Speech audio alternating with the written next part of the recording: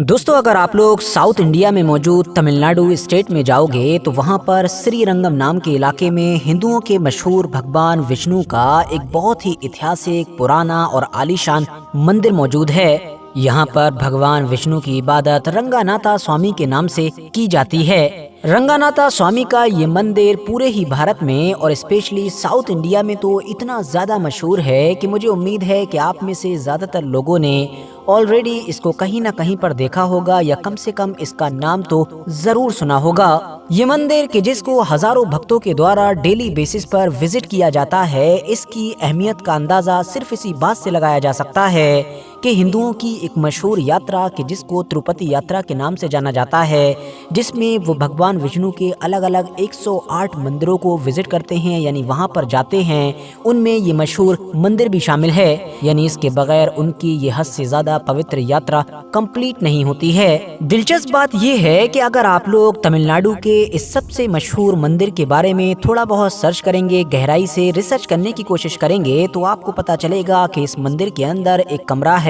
कि जो एक देवी के जिनका नाम तुलुक्का नचियार है उनके लिए खास माना जाता है। यानी उस कमरे के अंदर इन्हीं देवी की मूर्ति है और भक्त इस कमरे के अंदर इन्हीं देवी की पूजा करने के लिए आते हैं। तुलुक्का नचियार नाम की इन देवी को यहाँ पर मौजूद रंगानाथा स्वामी मतलब कि भगवान विष्णु की ही एक बीवी के तौर पर देखा जाता है, जो भक्तों की नजर में इनकी अहमियत को और भी ज्यादा बढ़ा देता है। मगर आपको जानकर असली झटका तो तब लगेगा कि अगर आप लोग तुलुक्का नचियार नाम की इन देवी के बारे में इंटरनेट पर सर्च करेंगे या बाकी जगहों पर भी थोड़ी छानबीन करने की कोशिश करेंगे, तो आपको पता चलेगा कि तुलुक्का नचियार नाम की ये देवी दरअसल एक मुस्लिम हुआ करती थी। और बात यहीं पर ख़त्म नहीं होती है, बल्कि उससे भी ज़्यादा होश उड़ा देने वाली चीज़ तो ये है कि इन देवी का नाम सीधे तौर पर आज से लगभग 800-900 साल पुराने एक भारत के मशहूर मुस्लिम हुक्मरान अलाउद्दीन खिलजी के साथ जोड़ा जाता है। और ये कहा जाता है कि ये अलाउद्दीन खिलजी की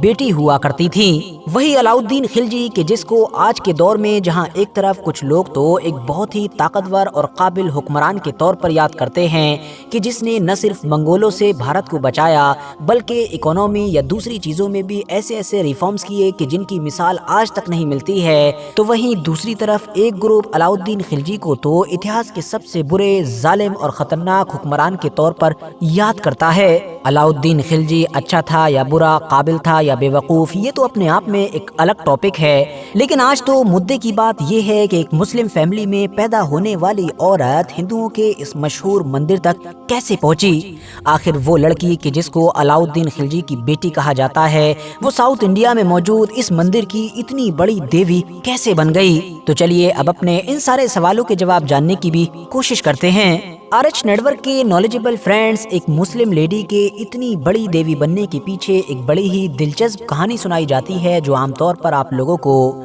श्री रंगम नाम के इस इलाके में रहने वाले लोगों की जबान पर मिल जाएगी या फिर इस इलाके में लिखी गई बहुत सारी किताबों में भी मिलेगी।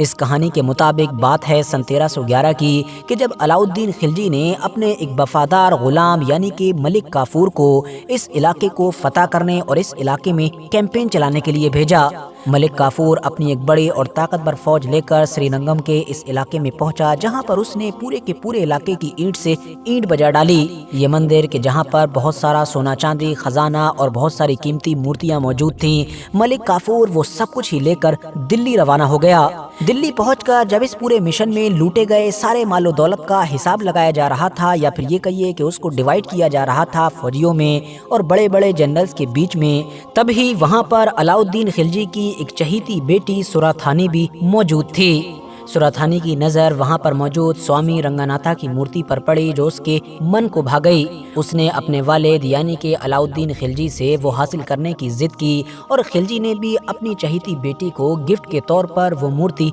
इनायत कर दी। अलाउद्दीन खिलजी की बेटी ने सोने से बनी हुई इस मूर्ति को पहले तो नहलाया धुलाया, फिर इसको कपड़े पहनाए और फिर इसको अपने साथ ही सुलाया। जैसे जैसे अब कुछ दिन गुजरे वैसे वैसे ये बेटी भी उस मूर्ति के साथ करीब होती चली गई, यानी वो इससे कभी भी अलग नहीं होती, इस मूर्ति को हमेशा अपने पास ही रखती और सारा वक्त उसी के साथ गुजारती। दूसरी तरफ अब तमिलनाडु के इलाके से लोगों का एक बड़ा दस्ता सुल्तान अलाउद्दीन खिलजी के सामने दिल्ली के महल में हाजिर हो चुका था। اس نے پہلے تو سلطان علاؤالدین خلجی کو ڈانس یا اس طرح کے بہت سارے آرٹس دکھائے، جس سے دلی کا یہ حکمران حد سے زیادہ خوش ہوا اور اس نے کہا کہ مانگو، کیا مانگتے ہو؟ جواب میں ان لوگوں نے کہا کہ ہم کو کچھ نہیں چاہیے، صرف اور صرف آپ ہمارے سوامی رنگاناتا کی وہ مورتی ہمارے حوالے کر دیجئے کہ جو ملک کافور کی فوج وہاں سے یہاں لے کر آئی تھی۔ اس پر تو اب علاؤالدین خلجی کشمکش میں پڑ گیا، کیونکہ ظاہر ہے اس کو پتا تھا کہ وہ سونے کی مورتی تو اب اس کی چہیتی بیٹی کا سب سے قیمتی کھلونا